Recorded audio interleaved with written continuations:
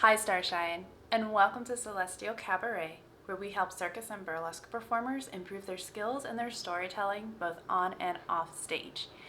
I'm Ellie, one of the founders, and I am here to share 10 things I have learned in the past 10 years of performing. I began performing in 2012 just with hula hoop, and from then I have grown into a variety of other styles, props, avenues, aerials, burlesque. I've done a lot of things. So I am here to share some of the things that I've learned over the past 10 years. The first thing I learned is that the world is your oyster, aka it's okay to get weird. The beautiful thing about performing is it's performance art. And there are so many styles and approaches to performing in circus and burlesque that chances are if you like something, someone else does too. Trust me, the most widely traveled and most booked act that I have is one where I am Gollum from Lord of the Rings. Whether you want to be scary or cute or anything in between, you just want to be kind of silly, chances are there is a space for you. Second, it's okay to try things. And it's okay to change your mind. So a part of trying things and getting silly or getting weird is recognizing when something does work and when something doesn't work. This can be at any point in your process, from brainstorming a concept to picking the music to even maybe you perform and things don't land the way that you expected them to. When I first started performing, I really wanted to be super slow and dramatic and sultry, and it didn't work very well. I quickly realized that the music that I thought was like really cool and obscure and dramatic was just unrecognizable and unrelatable to the audience. And the movements that I thought were like slow and really interesting and dramatic was just ultimately kind of boring. The audience didn't see the things that I wanted to show them. I am really good at having fun on stage, and the audience connects more with me when I am just experiencing joy on stage, so I changed to do that more. Number 3, you're gonna forget your choreo, you're going to drop your prop, you're gonna have a costume malfunction. Bad things will happen, the unexpected will happen, it is okay. If you don't tell the audience you messed up, they don't really know you messed up. And even if they do know that you messed up, let's say you trip and you fall, it's okay. The audience is rooting for you. Your face and your energy on stage really have to translate and continue to perform even when the unexpected happens. The audience is rooting for you. I have watched performers get stuck. I have watched performers have costume problems. I have watched performers have prop problems. It all happens. I even have seen music stop 20 seconds into an act. You know what the audience did? They started clapping on beat to give the performer something to dance to.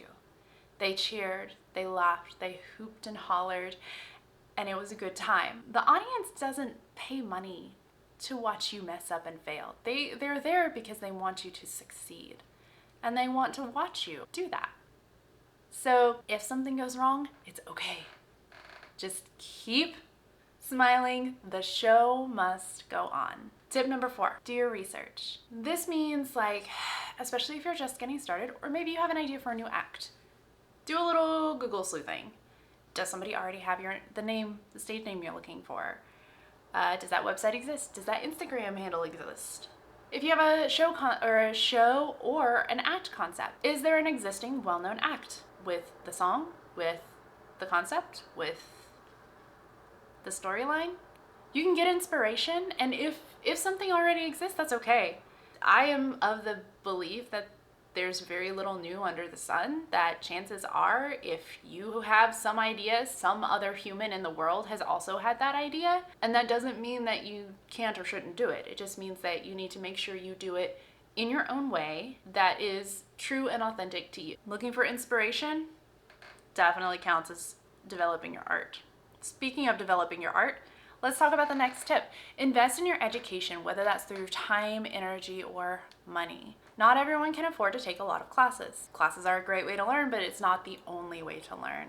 As with all things, practice makes progress. So give yourself time and energy and effort to develop yourself as a performer and an artist. This might mean prioritizing rehearsal time, rehearsal space, taking classes, or even just reading about the history of your performance art. Do you know the history of your circus apparatus?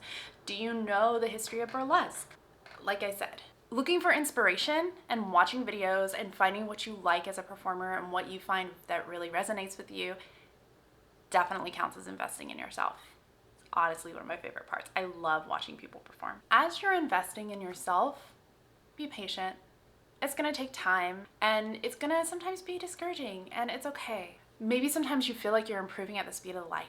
You're rehearsing or you're choreographing or you're booking gigs and you're like, yes, everything feels good. This feels easy. This is how it's supposed to be. This is who I wanna be. Let's go. And then there are other times when you feel like you can't do anything right. And both are valuable and both are okay. Learning and growing as an artist are two processes that are never done, ever. And give yourself grace to make mistakes.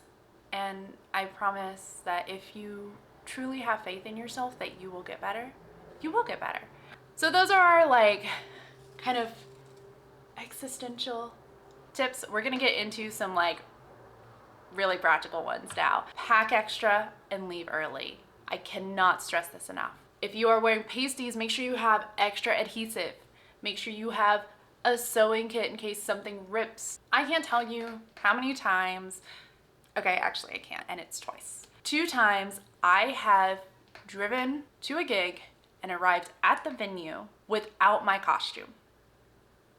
Luckily, I was hair and makeup ready and I left early, so that way I was able to drive back to my apartment, get my costume, and drive back to the venue again before showtime. That was lucky because I lived close enough to do that. And I got there early enough to do that. It's horrible. So please start getting ready as early as you can. Make yourself a show day checklist. Have a gig bag that stays relatively packed. I'll do another video on how to pack a gig bag and what you should live in your gig bag. And especially if you live in a larger city, plan for traffic. No matter what call time is, just plan for traffic. This is another thing that I actually want to make a separate video on because I think it's really interesting, is rehearse in a way that reduces the unknown variables. What I mean by that is, yes, we can rehearse and we can know our song and we can know our choreography, but are we used to dancing in the costume? Are we used to dancing in the shoes we're gonna wear? Have we been rehearsing in the same size space? Do we have the same ceiling height? What's the stage? Is it wooden? Is it a raised convention stage? Is it carpet? How does that impact your performance and your choreography? If we can control as many variables when we rehearse, we are simulating our performance environment as much as we can. The fewer variables we can leave as unknowns for the actual performance, the better, especially when you're first starting out. This next one, I was honestly a little embarrassed when I found out that it was a thing. I didn't know how to walk in heels for a long time. I had no idea that people tiptoe in heels. What? So if you don't know how to walk in heels, make sure you tiptoe. That's all. I just didn't realize. I thought we were supposed to heel toe. And then finally, this is probably the most important tip that I have for you, is to remember to eat and to drink water on show day. The nerves can be really intense, but you still have to take care of your body and you still need energy. The last thing that we need you to do is to perform and then feel like crap or not be able to perform at your best because you're dehydrated or because you haven't eaten correctly that day. So make sure your body has energy. Make sure you are ready to go. Those are my 10 things I've learned in 10 years of performing. Yeah, some of them are pretty straightforward and some of them are a little feel good, but I really wish that someone had told me these things when I was just getting started. We're gonna do a lightning round of smaller tips that are still important. Ready, set, put your shoes on before your corset every single time. Make sure you pee before you even put on your costume. Be careful spraying things backstage, and also be careful taking pictures backstage. You don't need anybody else in your backstage photos. Also, false eyelashes are always worth the headache. Practice putting them on, get used to wearing them, because I promise you, when you see the photos of you on stage, you're gonna agree. And that's it. Thank you so much for joining me. If performing is more than just a phase, get it, like a moon phase? If performing is more than just a phase for you, go ahead and click that subscribe button and you can join us in Celestial Cabaret, where all bodies are heavenly bodies.